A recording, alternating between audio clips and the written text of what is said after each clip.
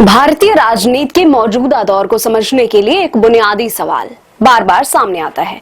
क्या कांग्रेस आज भी प्रासंगिक है? नरेंद्र मोदी के नेतृत्व में भाजपा की लगातार चुनावी सफलताओं ने ऐसा राजनीतिक परिदृश्य रचा है जहां विपक्ष बिखरा और रक्षात्मक नजर आता है। लेकिन इसी तस्वीर में एक महत्वपूर्ण विरोधाभास भी है। कांग्रेस आज भी भाजपा के सामने खड़ी एकमात्र ऐसी चुनौती है जिसकी उपस्थिति अखिल भारतीय है। यही वजह है कि सत्ता पक्ष अपनी राजनीतिक वैधता और तुलना को स्थापित करने के लिए बार बार नेहरू युग और कांग्रेस के 60 साल के शासन का संदर्भ गढ़ता है, क्योंकि मुकाबला अंततः उसी विरासत से तय होता है।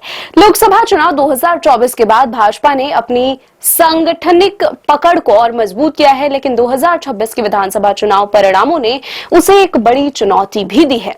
पश्चिम बंगाल में ममता बनर्जी की 15 साल पुरानी सत्ता का अंत और भाजपा की ऐतिहासिक बढ़त ने यह साफ कर दिया है कि भाजपा पूर्वी भारत में एक निर्णायक शक्ति बन चुकी है। वहीं केरल में कांग्रेस के नेतृत्व वाले यूडीएफ की वापसी ने दक्षिण भारत में कांग्रेस के आधार को मजबूती दी है। अब देश में राजनीतिक परिदृश्य यह है कि पंजाब के अलावा दिल्ली में आप और तमिलनाडु में विजय की टीवीके के उदय ने गैर कांग्रेसी विपक्ष की नई लकीर खींच दी है।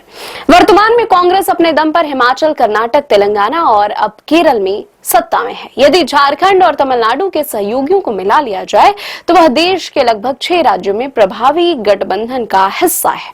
लोकसभा चुनाव 2029 के लिए बिसात अब और अधिक जटिल हो गई है, जहां कांग्रेस के पास राष्ट्रीय धुरी बनने का अवसर तो है, लेकिन क्षेत्रीय ताकतों का बढ़ता प्रभाव उसके लिए कड़ी चुनौती भी पेश कर रहा है। कांग्रेस अभी भी राष्ट्रीय स्तर पर एक फैला एकमात्र ढांचा है जो क्षेत्रीय दलों के बीच समन्वय की धुरी बन सकती है। यही पार्टी को लंबे समय से वैचारिक स्तर पर भाजपा के खिलाफ मुख्य प्रतिपक्ष है। दिलचस्प बात यह है कि ममता बनर्जी हो या अखिलेश यादव या अरविंद केजरीवाल जैसे मजबूत क्षेत्रीय नेताओं के बाद भी राष्ट्रीय स्तर पर भाजपा के मुकाबले सीधी लड़ाई कांग्रेस ही देती है।